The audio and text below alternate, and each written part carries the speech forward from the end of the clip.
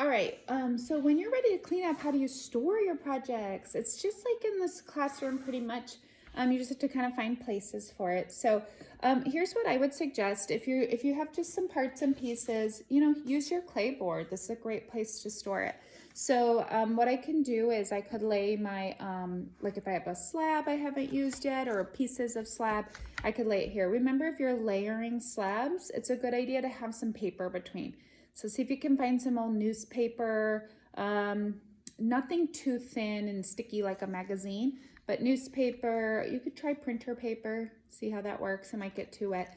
And you would layer it if you really needed to, but the board would be a great place. If you have coils that you haven't used yet, your coils, I always suggest don't leave them laying out straight like this because they'll get dried out. But instead, if you just kind of coil them up, doesn't matter what shape or anything, just kind of coil them up. And then I suggest that you usually just like a little couple squirts of water, spray it before you wrap it up. You have a few garbage bags in your kit, and these are for storage, and I gave you a few in case you do something bigger or you need multiple ones.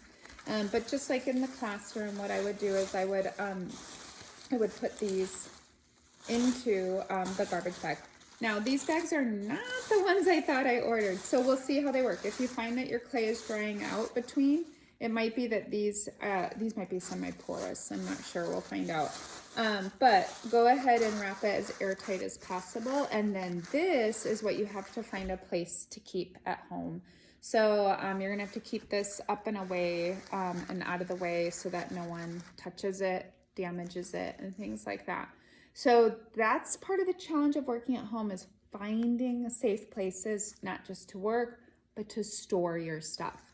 So I have my project all wrapped up, and then what I would need to do is clean up all my stuff. So remember, I can wrap my tools like this right in my canvas, or I could keep them in a separate cup. And then what I would do is start loading everything in to my bag if I'm cleaning up every day. And so I would start with my big bag of clay. It's the biggest and heaviest, and I would put that in. And then I would probably put any recycling that I have. We know how to recycle. And then I would have my slip container, my water bottle, my tools, my other tools. And then the last thing you would do is, if you can put this kind of in there, go for it. So my project's not very fragile right now. I could just probably slide this stuff in there. But I highly suggest, if you can, keep this somewhere else.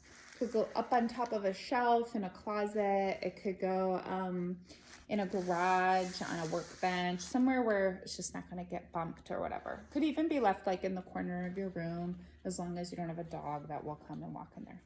And then you just want to make sure careful when you're moving your bag, because you do have a slip container in there. And lastly, for cleanup, you would want to try to keep things dust free. So you would get, you could either use your squirt bottle or a damp cloth, clean off your work area. And then finally, you would be cleaning your hands here in your bucket and dealing with your extra bucket water. And so remember, you can put the water either down the drain if it's just the top part, no slip, right?